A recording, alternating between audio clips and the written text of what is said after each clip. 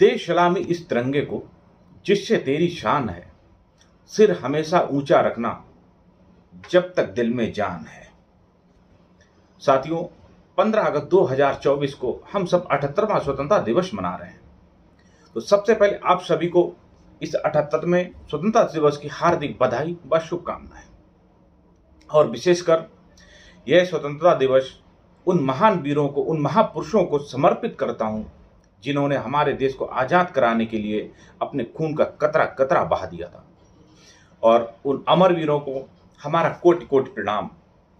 अब बात करते हैं असली आज़ादी कब। वो महान सपूत जो देश को आज़ाद कराने के लिए अपना खून, अपना परिवार और अपनी जिंदगी से खेल गए, उन्होंने अपने प्राण न्यौछावर कर दिए थे। और वो भी किसके लिए? हम सबके लिए, आने वाली हमारी पीढ़ियों के लिए।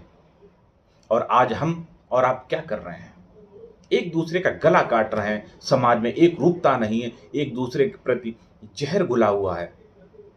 एक दूसरे को ऊंचा और नीचा दिखाने के लिए हम हर कोशिश करते रहते हैं और दिमाग में यही विचार, दिल में यही विचार रहता है कि कब किसको हम नीचा दिखाएं। हमारा देश जातियों, धर्मों आदि सभी में बटा पड़ा है।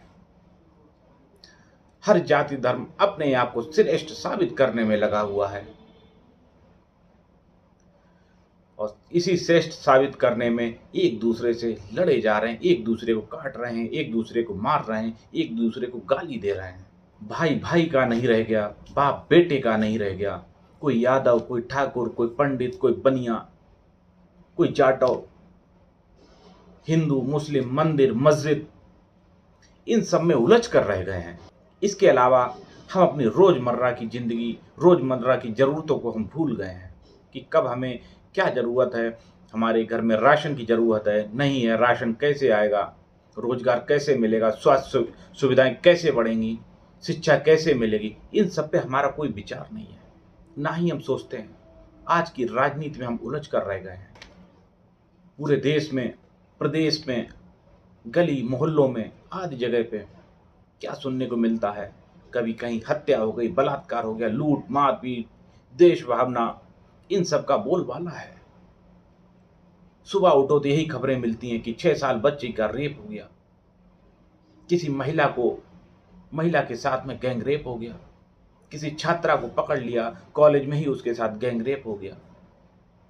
अभी जल्दी में बंगाल में देख लीजिए, एक छात्रा के साथ गैंग रेप हुआ। उसमें जब जांच की गई तो उसके अंदर गुप्तांग में करीब 151 ml स्पर्म पाया गया। तो इसका क्या मतलब है? कम से कम 25 से 30 लोगों ने उसके साथ दुष्कर्म किया होगा। आप सोच सकते हैं कितनी निर्दयता पूर्वक उसके साथ घटना घटित हुई।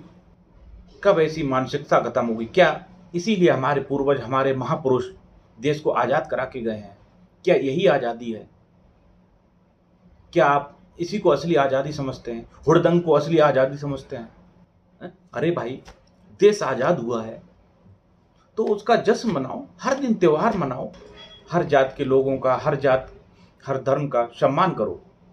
हिंदू, मुस्लिम, सिख, ईसाई आपस में भाईचारा कायम रखें, तब देश को असली आजादी मिलेगी। शिक्षा, स्वास्थ्य, रोजगार आदि के बारे में सोचो, तब जाकर हमारे वीर सपूतों को असली श्रद्धांजलि मिलेगी, असली आजादी मिलेगी।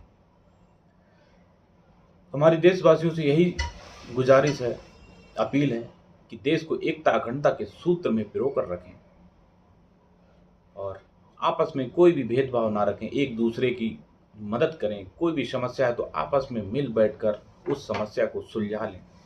जब हम ऐसा करेंगे तो